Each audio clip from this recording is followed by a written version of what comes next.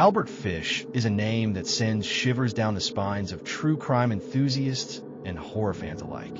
He's one of America's most notorious serial killers and cannibals, a master of manipulation with a twisted mind that continues to fascinate and haunt us to this day. Understanding Albert Fish is a daunting task, to say the least. His motivations, his actions, his very existence, they all seem to defy explanation, leaving even the most seasoned professionals and experts baffled. For decades, people have tried to get inside his head to figure out what drove him to commit such heinous crimes. But the truth is, we may never truly know. Was he a product of his environment, a victim of circumstance, or simply a monster born of his own free will? The answers, much like Fish himself, remain elusive. One thing is certain, however: his actions were a masterclass in cruelty, calculated to inflict maximum pain and suffering on his victims. It's a horror that's hard to fathom, and yet we're drawn to it like moths to a flame.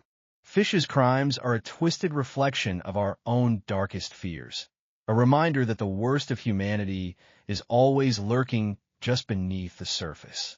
They're a stark reminder that evil can wear a pleasant face, that the most ordinary-looking person can harbor the darkest of secrets. His ability to blend in, to hide in plain sight, is a chilling testament to his cunning and intelligence.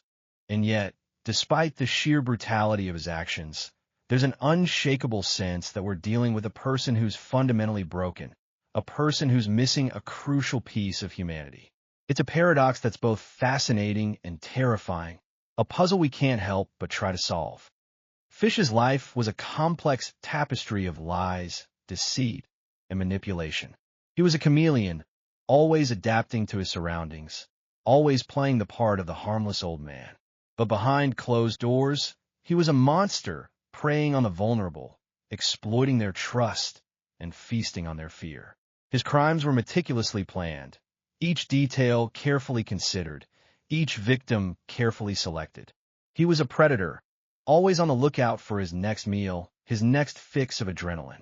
And yet, despite the sheer scale of his depravity, he remains a shadowy figure, a ghostly presence that haunts the edges of our collective consciousness. Albert Fish was born in 1870, and his early life was marked by abandonment and neglect. His mother, a cold, distant figure, left him in the care of an orphanage, where he was subjected to physical and emotional abuse.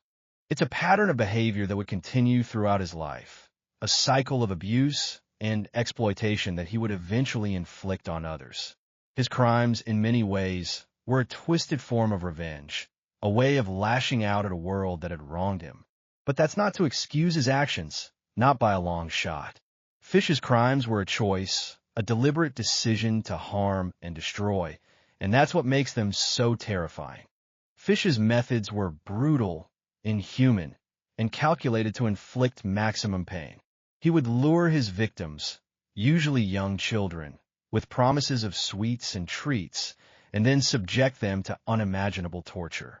He would send letters to their families, taunting them with descriptions of their child's final moments, gloating over his own cleverness. It was a twisted game, one that he played with relish, always staying one step ahead of the law.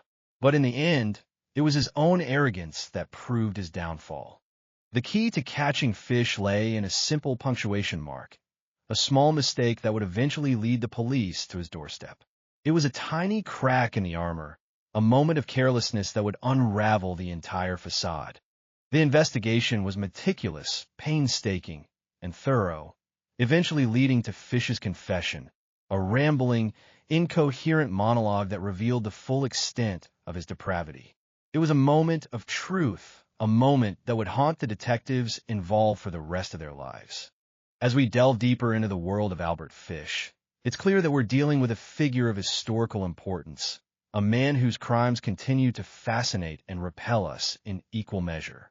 His legacy is complex, multifaceted, and deeply disturbing, a reminder that the worst of humanity is always lurking just beneath the surface.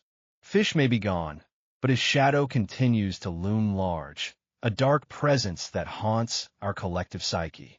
Thanks for joining me on this journey into the twisted world of Albert Fish. If you've got any thoughts or theories on this case, please leave them in the comments below. And if you're new here, consider subscribing for more true crime content and deep dives into the world of infamous figures.